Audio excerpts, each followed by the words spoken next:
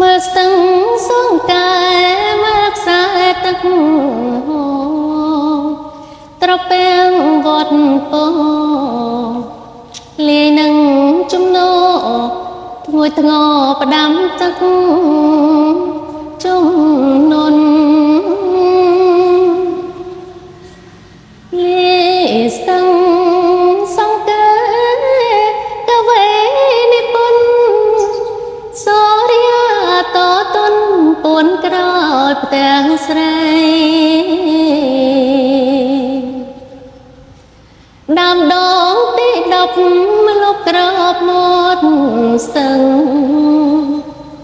បងឈរស្ងៀមថ្មឹងរងចាំប្រលឹងស្ងាត់ឈឹងលូមលងរីត្រី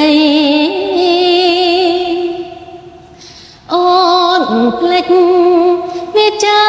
ដែលបានសន្យាពីថ្ងៃថាម៉ោង8ថ្លៃមកជួបប